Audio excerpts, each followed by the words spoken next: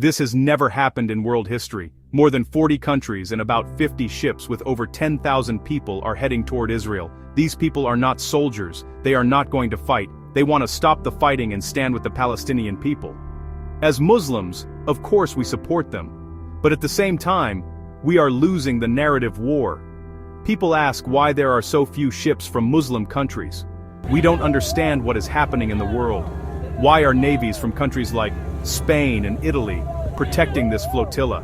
Why has this become a historic event? People like Greta Thunberg and descendants of Nelson Mandela have never gone on ships like these. They are not afraid of death. So why does Israel not attack these ships? Why don't those countries stop the flotilla? It looks like a global agreement. We will stop Israel. But the question is, who really defeated Israel? Muslims? Not exactly. Muslims have suffered a lot over the last 50 years. If this flotilla fails to stop Israel and fails to help Palestine, more flotillas will come. There were flotillas before. Europe and America want to show that they are stopping Israeli aggression. They want to build a big story. That idealistic Europeans and Americans stopped crimes against humanity. They want to show they are moral and caring. This helps them continue their soft colonization. To keep control, you must win the narrative war. Europe and America's image is bad because of their history. Iraq, Afghanistan, the East India Company, African colonization, Algeria. They never learn. They keep power through aggression and colonization, though their project changes over time. Now they want to win the narrative, to make people think they have become good. They claim to be stopping Israel's crimes, but actually the truth is different. The media wants to show that America and Europe are humane now, even though their history shows otherwise. People say Israel uses lobbying to influence America, but Europe and America are not truly good. Their past shows brutality. They will keep their dominance, but now they try to appear kinder by controlling the story. When countries like Italy and Spain send navy ships to protect the flotilla, they know Israel will not attack. They understand global opinion is shifting. Deals have already been made at high levels. These ships will not be attacked. This means pressure will grow on Israel. Israel may keep existing as a state, but it will have to change how it treats Palestine. A softer government might come, and the worst abuses may end. Europe and America want the world to believe they stopped Israel's crimes. In truth, without European and American support, Israel could not act so freely. Many people blame Muslims. Where are the Muslim countries? Why didn't they act? Some say Muslims are just enjoying life and aren't doing enough. That is a view I call the Muslims' defeat, not standing strongly for their brothers. If we summarize the last 50 years, who has suffered most for Palestine? Who became martyrs or died? Journalists, lawyers, even presidents. Many were from Muslim or Arab countries. There are about 24 Arab countries. In 8 of them, there is direct or indirect conflict supporting Israel. Others are held back by economic sanctions and pressure. Muslim leaders often try to balance between powerful countries and public opinion. Muslim countries are not perfect, but their history of oppression is much less than Europe's and America's. Remember when King Faisal was killed, Gaddafi was killed, Saddam was removed. These happened partly because they opposed the West, or Israel. Speaking against America or Israel can lead to assassination or coups. Do European countries face the same danger? No.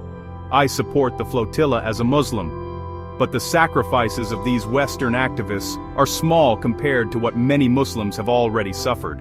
Arab countries and Muslim people have taken huge risks and made great sacrifices for Palestine. Yet Europe and America won't accept that Israel is losing the narrative to Muslims. Muslims have suffered the most and made the biggest sacrifices over the last 60 years. Most donations and help for Palestine come from Muslim-majority countries. Many of the journalists, doctors, nurses, and volunteers who were killed were Muslim. If Muslim countries had sent ships years ago, those ships would likely have been attacked. Muslim activists face huge security threats in their own countries. Elected leaders have been removed, imprisoned, or killed for supporting Palestine. Because of these threats, Muslim countries cannot act like European countries. European countries can host activists and flotillas without the same risks. Muslims do a lot for Palestine: donations, support, and sacrifices. But the West wants to change the story. They want to show that they saved Palestine from Israeli aggression. The Global Flotilla, called Sumud Flotilla, Sumud means resistance, steadfastness. is led by people including a Malaysian Muslim leader, Muhammad Nadir al-Nouri. This shows Muslims are trying to help Palestine in real ways, not just with prayers. They give donations and take risks, but the West does not want to accept that Muslims are the main force behind support for Palestine. Europe and America try to control the narrative. They want people to believe their ordinary citizens are protecting Palestinians. But actually, they are trying to keep their soft colonial control over the world through banks, consultants, and big finance firms. If the story changes, their control becomes harder. When Spain and Italy protect the flotilla, it means top-level deals were done so those ships won't be attacked. That will encourage more ships and more negotiations. The ships are safe, they show unity and could help end Israel's oppressive behavior. People will be told a simple story. We stopped some bad people, and the real global power structures remain unchanged. Muslims must understand the meaning of this flotilla. If Muslims don't understand the narrative behind it, they will stay confused and keep fighting among themselves. They will keep buying weapons from Europe and America and remain divided. That division benefits outside powers. If Muslim brothers keep fighting each other, they will never unite. Europe and America want that division. The flotilla could show the world that what is happening to Palestine is wrong. But many Muslims don't see the deeper strategy. If Muslims don't grasp it, they will stay enemies with each other forever. Europe and America keep soft colonization through institutions, IMF, World Bank, big consultancies, investment firms. If the narrative changes, these systems become harder to use, so they try to control the story, make people believe they are the heroes saving Palestinians, while the true power systems remain in place. When Europeans and Americans send ships, it usually means the political deal is done and the ships will not be attacked.